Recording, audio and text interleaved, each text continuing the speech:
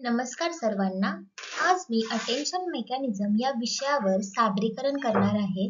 तर attention mechanism हे अशी पद्धत आहे ज्यामध्ये आपण मॉडेलच्या इनपुटमधील सर्वात महत्त्वाच्या भागांवर फोकस करतो.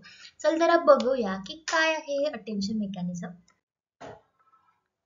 तर अटेन्शन मेकॅनिझम एक अशी टेक्निक आहे ते मॉडेलला फक्त महत्त्वाच्या पार्ट्सवर फोकस करायला मदत करते. हे पहिल्यांदा इंट्रोड्यूस केलेलं बहांडनो आणि सहकाऱ्यांनी 2014 मध्ये न्यूरल मशीन ट्रान्सलेशनसाठी ही संकल्पना मांडली गेलेली.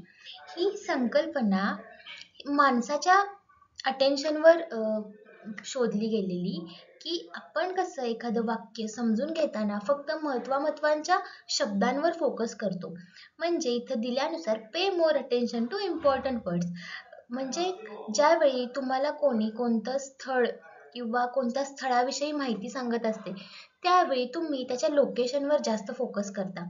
म्हणजे हे प्रत्येक गोष्टींमध्ये लागू होतं की जर शिक्षक शिकवत असतात आणि त्यावेळी जर त्यांनी परीक्षेचा विषय काढला आणि परीक्षेमध्ये त्यांनी काय इम्पॉर्टंट मुद्दे आहेत ते सांगायचा प्रयत्न केला की लगेच आपलं लक्ष त्याकडे केंद्रित होतं.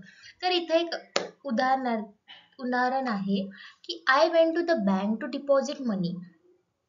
The model learns to focus on deposit money. म्हणजे मॉडेल हे लक्ष केंद्रित कुठे करणार आहे जास्त, जिथं आपण बँक आहे.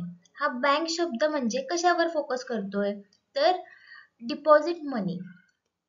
म्हणून इथं बँकचे दोन अर्थ असू शकतात, फायनान्शियल इन्स्टिट्यूशन किंवा रिव्हर बँक. पण कंटेक्स्टला आधारित, संदर्भाला आधारित काय अर्थ असू शकतो की फायनान्शियल इन्स्टिट्यूशन्स. म्हणून आपल्याला अटेन्शन मेकॅनिझमची गरज पडते.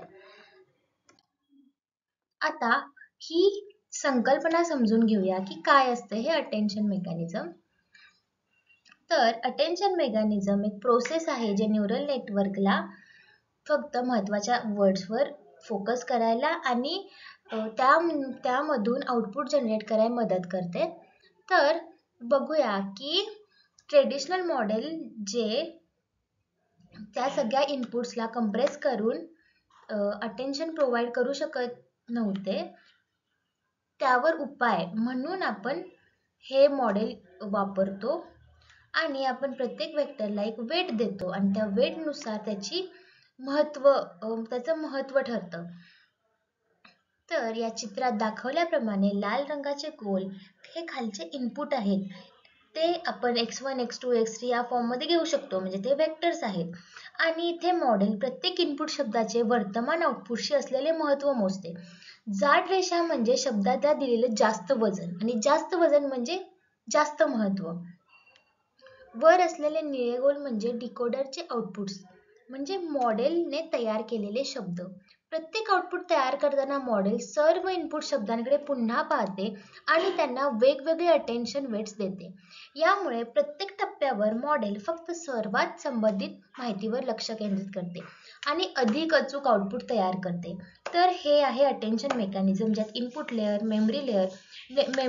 मेमरी लेअरमध्ये सर्व वेट्स जे आहेत त्याला context for each incoming time step लागू होतं. आता आपण चॅलेंजेस बघू. चित्रीकरणानंतर बघूया की हे नक्की वर्क कसं करतं, ह्याच्या स्टेप्स काय आहेत. तर पहिली इनपुट एन्कोडिंग. म्हणजे एन्कोडिंग म्हणजे काय की जे पण वर्ड्स आहेत त्यांना वेक्टर फॉर्म्समध्ये रिप्रेझेंट करायचं असते आणि यासाठी आपण वापरतो RNN, LSTM आणि ट्रान्सफॉर्मर. दुसरी स्टेप काय आहे की आपल्याला 3 फील्ड्स करायचे असतात, क्वेरी, की आणि व्हॅल्यू. आणि अटेन्शन कॅल्क्युलेशनसाठी हे खूप महत्त्वाचं आहे. क्वेरी म्हणजे काय की डिकोडरची करंट स्टेट. कीज म्हणजे काय की एन्कोडेड जे रिप्रेझेंटेशन आहेत ते इनपुट टोकन्समध्ये असतात. व्हॅल्यूज म्हणजे काय, सेम कीज सारखेच असतात पण ते डिराइव्ह केलेले असतात आणि त्याच्यात ॲक्च्युअल इन्फॉर्मेशन स्टोर्ड असते जी आपण आउटपुटसाठी पास करतो. तिसरं, ह्यामध्ये गणितीय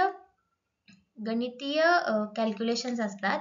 ते म्हणजे मॉडेल मेजर करतं क्यू आणि के मधली समानता की काय काय समान आहे, समानतेचा रेशो.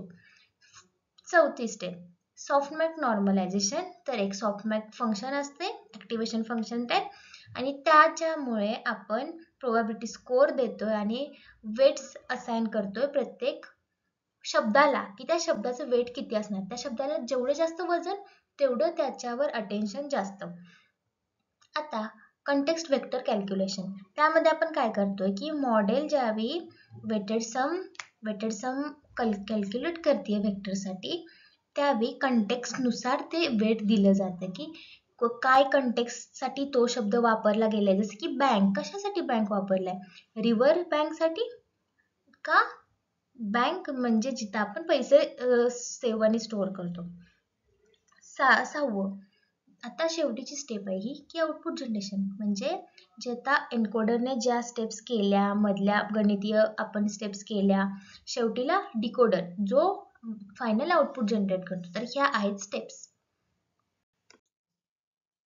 तर अटेन्शन मेकॅनिझम खूप उपयुक्त असलं तरी त्यात काही अडचणी पण आहेत. पहिली, याची गणनात्मक किंमत कम्प्युटेशनल कॉस्ट खूप जास्त आहे. प्रत्येक शब्दाची इतर सर्व शब्दांची तुलना करावी लागते. त्यानंतर वेट्स म्हणजेच वजन असाइन होते. दुसरी, याला खूप मेमरी लागते कारण सर्व की व्हॅल्यू जोड्या साठवाव्या लागतात, म्हणजे त्याला स्टोअर करावं लागतं. तिसरी, अटेन्शन वेट्स नेहमी मॉडेलचे खरे रिझनिंग दाखवत नाहीत, म्हणजे ते नेहमीच विश्वासार्ह नसतात, कधी कधी तेही मिस्टेक करू शकतात. चौथी, मोठ्या प्रमाणावर डेटा आणि शक्तिशाली संगणकीय साधनांची गरज पडते, जसे की GPU पॉवर, कम्प्युटिंग पॉवरची गरज पडते. पाचवी, बेसिक अटेन्शन या शब्दाला क्रमाची जाण नसते, त्यामुळे पोझिशनल एन्कोडिंग खूप महत्वाचं आहे. तर आपण बघितलं की अटेन्शन मेकॅनिझम काय असतं, ते वर्क कसं करतं, त्याची आर्किटेक्चर डायग्राम काय असते.